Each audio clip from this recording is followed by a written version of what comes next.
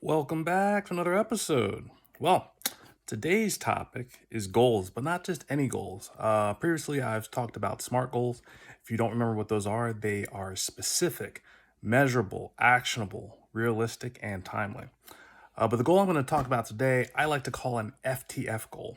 And this concept or this idea actually got from Bob Proctor and a number of very interesting pieces of content and videos that he's put out over the years. And he just passed away actually earlier this year. So, wow, just what a legend in his own right. And the reason I wanted to talk about FTF goals today is because it gets you thinking a little bit differently about what you think you already know. So I was very familiar with SMART goals, and I was always working to pursue goals within that fashion. But looking at FTF goals, the way that Bob Proctor actually presented that, he talked about fantasy, theory, and fact. Now, those three things together I call FTF, just little acronyms that help me remember a little bit better. But within this construct is a creative process. And something that's very different about this is if you actually compared an FTF goal to a SMART goal, you would have specific goals. You might lose the measurable aspect.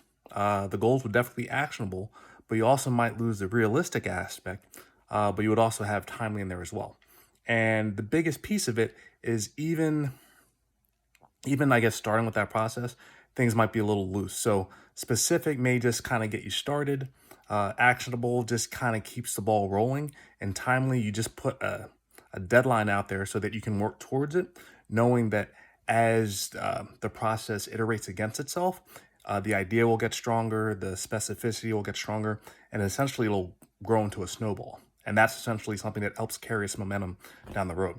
Now, the reason this is so powerful is this is based off of using your mental faculties. So there are 6 mental faculties. I like to use an acronym for that as well. Your 6 mental faculties I use in a whimper framework. So they are your will, your imagination, your memory, your perception, your intuition, and reason. And it actually combines 3 of those aspects. So the 3 that I actually like to associate with one another are your fantasy. Well, fantasy is what you actually start with. Those are based on your wants or your desires.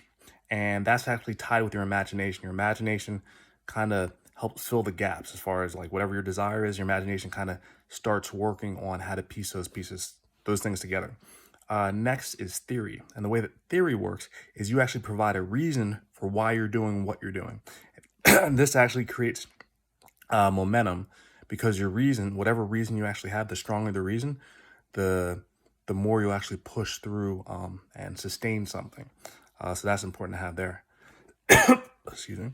And then last but not least is fact. Now, fact I like to think of as the form, or this is the perception that you ultimately see after a goal starts coming together and you start seeing it. It starts becoming real. I think the coolest thing about this type of goal is that it's taking something that starts in your mind and it actually comes out into the real world and all of a sudden becomes something real. And when you look at a goal that way, it's a very different way of looking at things. Instead of starting with what exists and what's real, you actually start with what you want and you start pulling everything together so that that actually gets created. Now, I'm not sure if you actually saw one of the earlier videos that I actually put out entitled The Blue Ferrari, but it was one example of this idea of manifestation. How do you create something that did not yet exist? And the whole idea of fantasy is that you let your mind put together a mental picture of whatever it is that you actually want. And in The Blue Ferrari, that's exactly what happened. Now, if you haven't seen the clip on The Blue Ferrari, if you've ever watched The Matrix, there's a woman in the red dress that Neo gets captivated by, or distracted by, I should say. Even though he has a particular goal or mission, that's a distraction that pulls his attention away. And so the whole idea is that you don't want to focus so much on, let's say, the thing that may be, let's say, something where your focus is, but it's the process that's actually more important.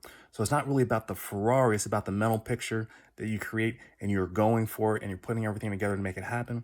And then the same thing with the woman in the red dress. It's not necessarily the woman in the red dress, but it's like this idea of saving humanity that the Matrix was essentially trying to get in the way of, more or less. But those are sort of the general ideas.